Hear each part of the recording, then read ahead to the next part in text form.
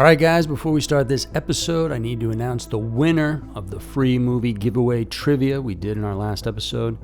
Thanks everyone for playing along, and in case you missed it, the question we asked everyone to answer was, what is the best single word uttered in the film The Mothman Prophecies?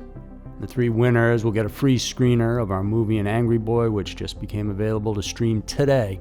So if you didn't win, I hope you still go check it out. Amazon, Apple TV, Google Play, and right here on YouTube. You can find all those links at anangryboy.com if it makes it easier. And so for me, there's a clear answer to this question, and 20 of you got it correct, which gives you a 15% chance of winning this thing. So the answer to what is the best single word uttered in the film The Mothman Prophecies?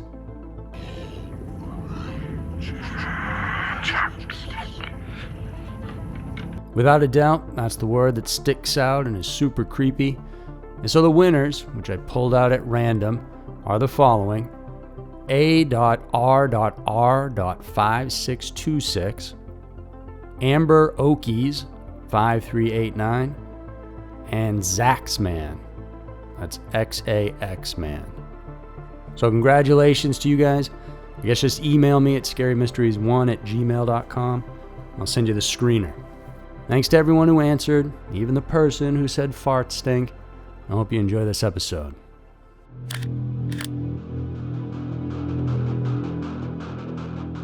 Every town has a dark side. 16-year-old Don Henry and Kevin Ives, who was 17, were best friends who did everything together. In the early hours of August 23rd of 1987, they also died together. The conductor of a freight train noticed two bodies lying side by side right on the tracks and tried to stop, but there was nothing he could do. What seemed like a horrible tragedy at first quickly turned out to be a disturbing mystery involving the U.S. government and drug trafficking. Now, how far up the chain of command the story goes is hard to say for sure. That's how they designed it, although it's pretty damn high. Hey guys, it's Andrew, and thanks for tuning in to another episode of Everytown, where today we're digging into a horror story that remains unsolved to this day. It's become well known as the tale of the boys on the tracks. This one truly uncovers the dark side of a town in Arkansas, one where corruption and drug money sent this case in many directions, none of which led to the truth, as the authorities in charge tried to cover up what really went down. Did they succeed? Not really. But when it's just two dead local boys from down south, do they even care?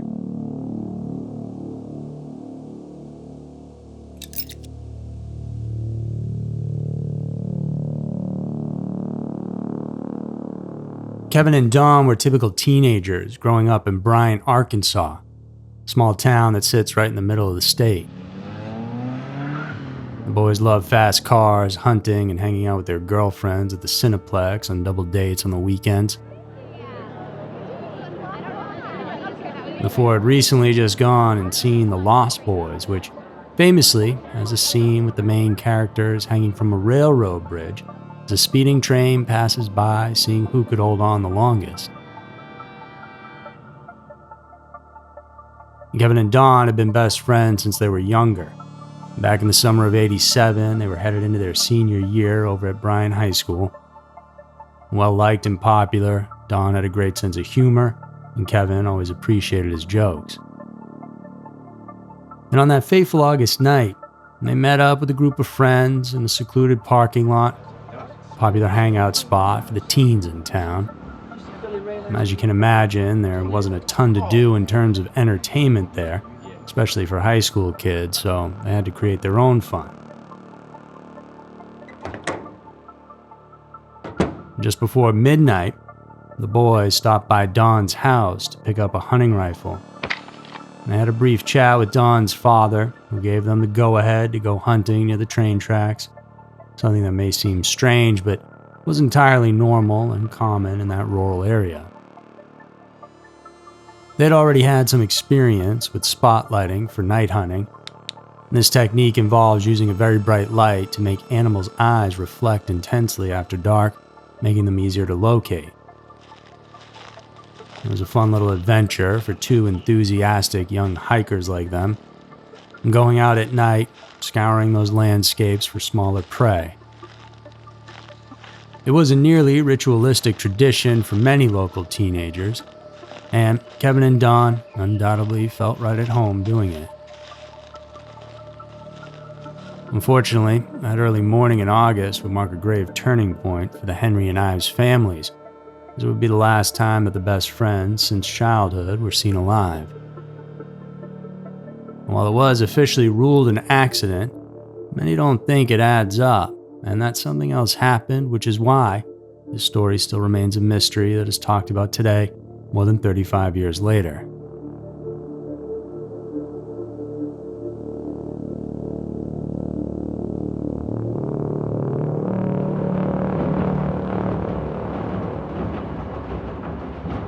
On that August night at 4:25 a.m., a 6,000-ton Union Pacific train was making its usual nighttime journey headed towards Little Rock.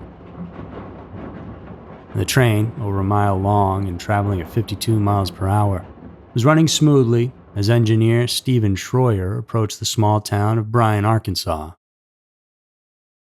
Suddenly, he spotted something on the tracks ahead but couldn't quite make out what it was.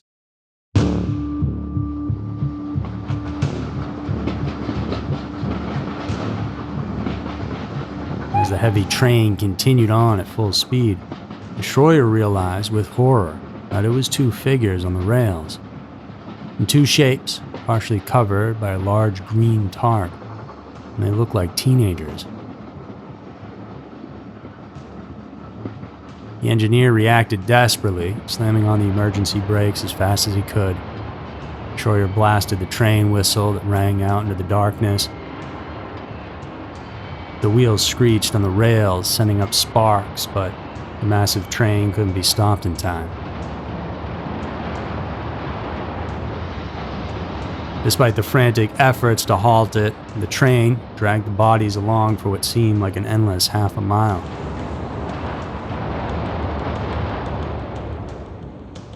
When it finally did come to a stop, by then, the bodies of Kevin and Don were horribly mangled. And from that moment on, nothing about this case lined up correctly, and shadows of doubt began to loom over this situation. Despite evidence pointing to something more sinister, local authorities hurried up to label it a tragic accident. But that was the turning point towards a dark path filled with irregularities and cover-ups. The first signs of turbulence surfaced immediately. That green tarp covering the youth's bodies mysteriously disappeared, along with the belongings that they had with them. The gun and flashlight they were using were found nearby, but later on, they went missing. The investigation, far from thorough, as later claimed by Saline County Sheriff Jim Steed, was riddled with negligence from the outset. So much so that even Kevin's severed foot was left abandoned on the tracks, undiscovered until 2 days later. And Schroyer and other crew members saw that green tarp, but later on, police would dispute its very existence.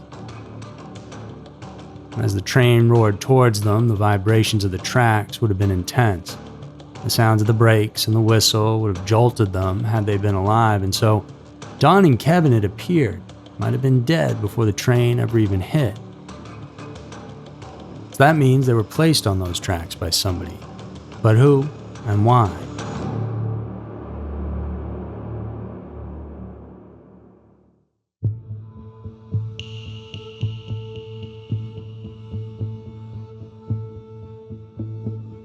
What initially seemed like just a bungled case out in the sticks soon morphed into something much bigger, a meticulously orchestrated cover-up.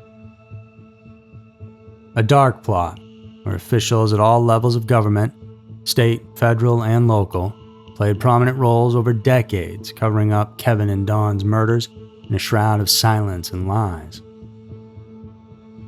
And that manipulation began with the autopsy, carried out 2 days after the bodies were discovered. As you would assume that if in fact they had been murdered before being put on the tracks, surely they'd find that out here, only they didn't.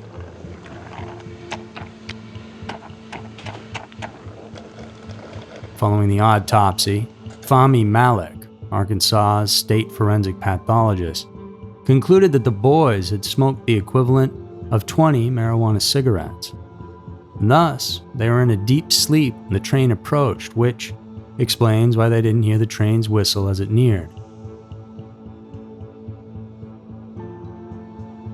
It's hard to know for sure where studies on the effects of marijuana were back then, but this was logical to them. And 20 joints seems almost impossible to physically smoke, but even if they did, for many people, that just doesn't seem to explain why they would lay down on those tracks and never move. We've also come a long way since 1987 in understanding the active ingredients in marijuana and how they affect the body. We found that in the case of severe injuries, even though sustained post-mortem, they can actually artificially elevate THC levels, the psychoactive component of cannabis, by dissociating it from the body's fat reserves where it's stored. It turns out that THC is fat-soluble, and there was a suggestion that severe trauma, like the impact of a train, could release additional amounts of THC stored in fatty tissues, distorting toxicology results. Additionally, modern varieties of marijuana, selectively bred, often contain higher THC doses than what would have been found back in the 80s. With millions of global consumers nowadays, their experiences show that cannabis is unlikely to induce a state of complete unconsciousness, let alone two people at the same time. And by the way, no other drugs were found in the boys' systems. While cases of intoxicated individuals or those looking to leave this world via train are not all that uncommon, it was highly suspicious to find multiple people lying motionless, showing no signs of attempting to move. And furthermore, I must reiterate that making sense of this proposed scenario is hard to do. Who would consume such a large amount of marijuana with a friend and cover themselves with a tarp and lay down on the tracks? And what's more, these boys were among the most popular and lively students at Bryan High. Known for fully embracing life in their small town, the notion that they would be soundly sleeping on the railroad tracks was simply unimaginable to those who knew them.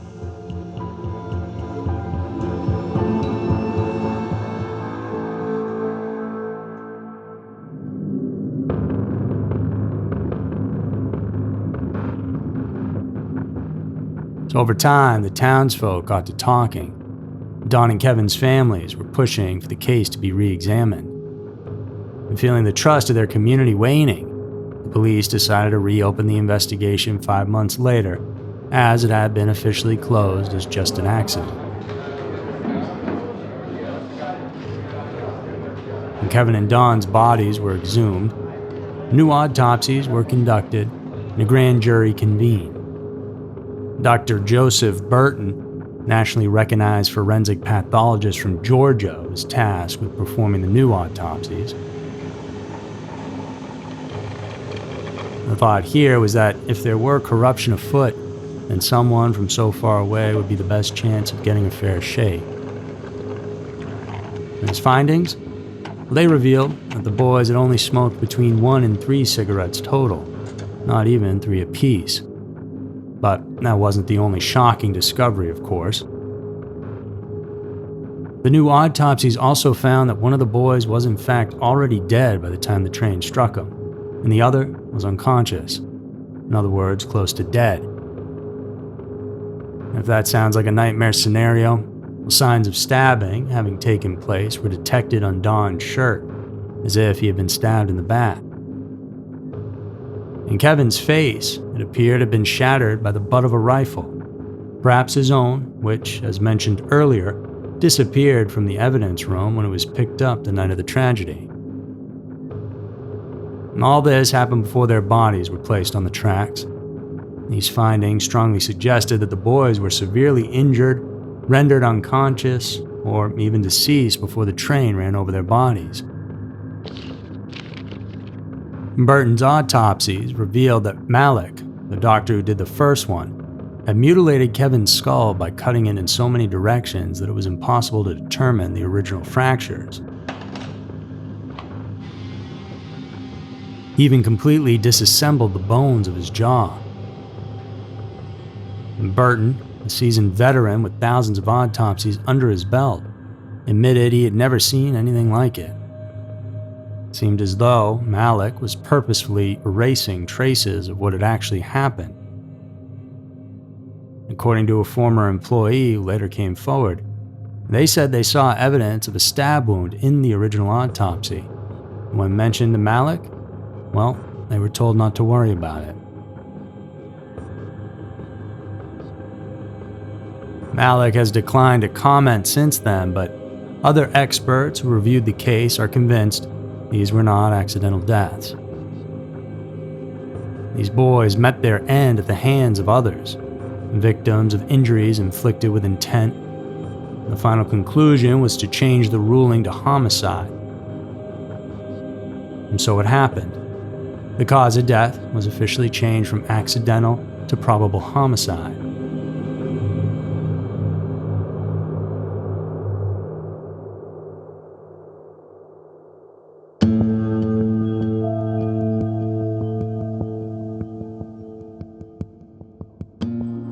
As the case gained even more recognition once that happened, as it was a pretty huge mess up by the local authorities to think this was an accident, an investigator uncovered that a similar incident occurred in 1984 in Hogden, Oklahoma, which is less than 3 hours away from Bryant. Where once again, two young men, 21-year-old Billy Hainline and 26-year-old Dennis Decker, were found lying on the railroad tracks in a nearly identical position to the boys.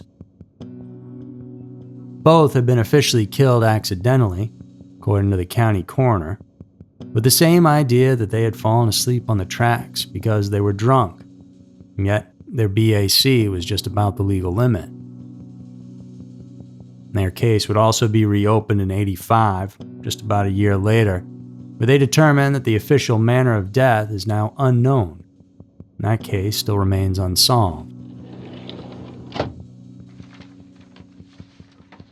Further digging, it was then found out that this wasn't an isolated case for Dr. Femi Malik, where he was involved in potentially suspicious practices. In fact, there were numerous cases across the state where Malik deliberately falsified evidence and incorrectly determined causes of death.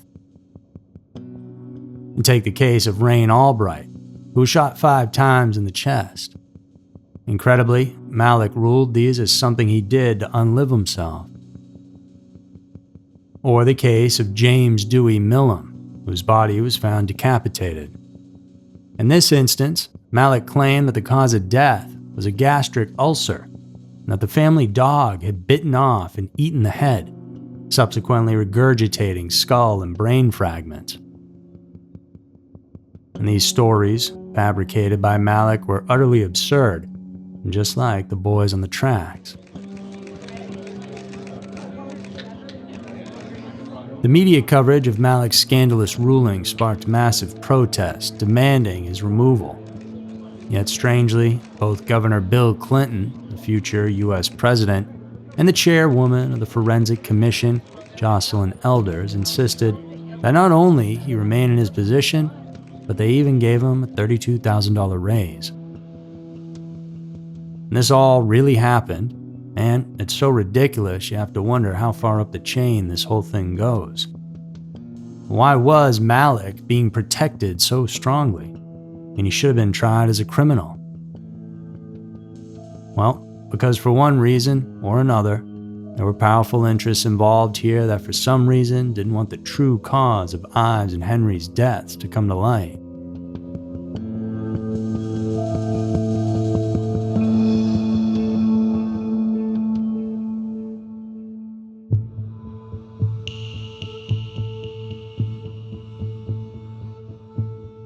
And then another intriguing lead emerged in all this. Just a week before the boys were killed, a man dressed in a military uniform was seen near the train tracks where the boys were found. His behavior raised some suspicions among the locals. On the same night that Kevin and Don died, witnesses again reported seeing a man in the area in military uniform. This time he was walking along a road less than 200 yards from where the boys' bodies were found. However, the police were unable to locate him.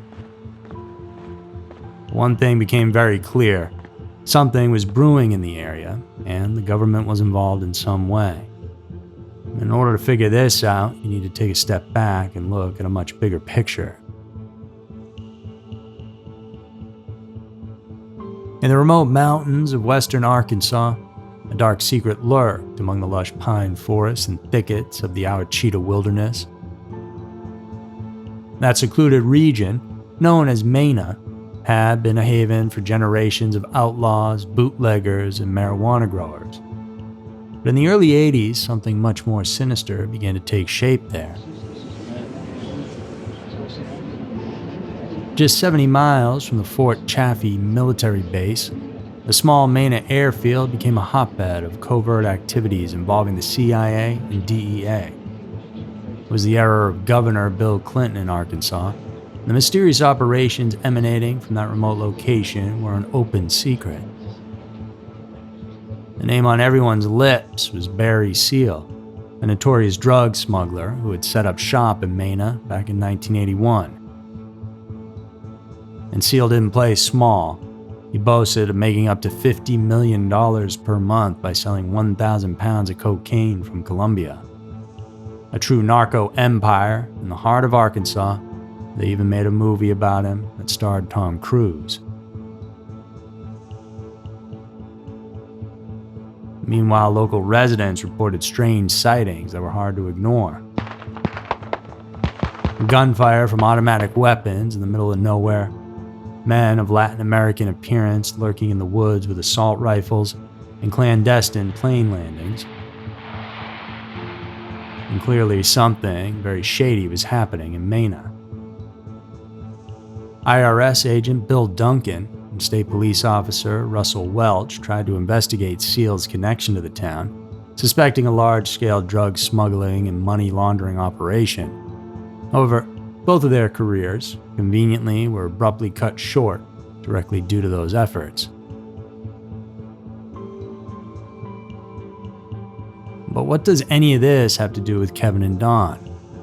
Well, it was precisely at one of the key drug drop-off points from Mena, known to pilots as A1, where the brutally mutilated bodies of the teenagers were found in '87.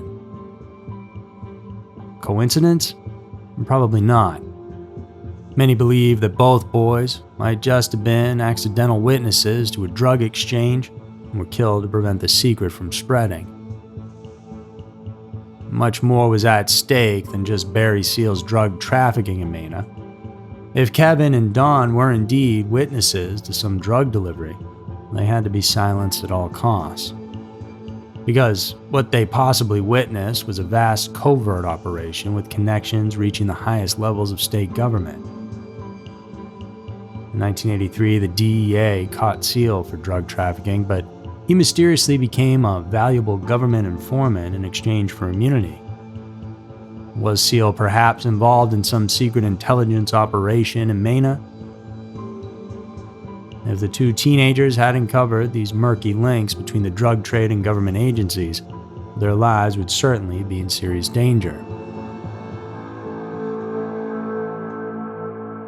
This could be the key to understanding why Governor Clinton was so determined to keep the forensic pathologist, Femi Malik, in his position, despite his scandalous irregularities.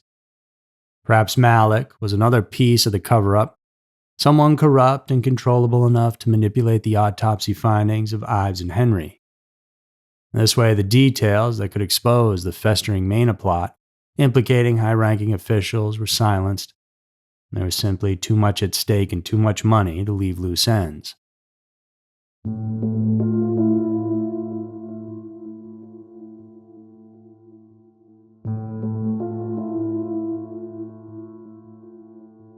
And that pair from Oklahoma, Billy and Dennis, who were found in '84, it was discovered that there was a methamphetamine lab not much further than a mile away from where their bodies were found.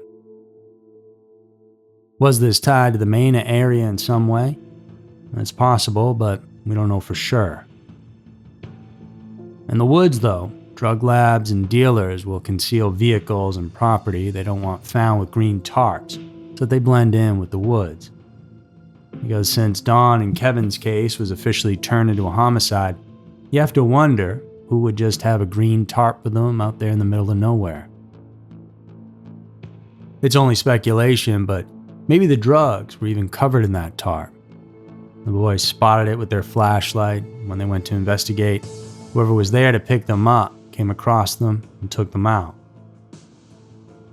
They then figured they'd let the train do the dirty work, cover the boys in the tarp to further conceal them from the train conductor's view, ensuring that by the time he saw it, it would be too late to stop. Now, officially, the investigation into who committed the crime closed in 1995 without ever identifying the perpetrators, but the chilling theory that they were killed by drug traffickers has never faded away. Kevin and Don's murders were a great tragedy. Their only mistake was being at the wrong place at the wrong time. And the powers to be, as they have since the beginning of mankind, were able to hide their story away in plain sight. There's not a damn thing anybody can do about it.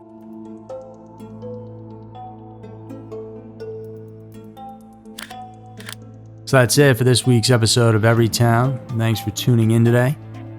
If you guys are in the mood for some even darker content, consider supporting us on Patreon. We put out new episodes each week, plus there's a whole library there you can check out as well. And please do come back next week for another episode filled with scary, strange, and mysterious stories. Because you never know, maybe your town will be next.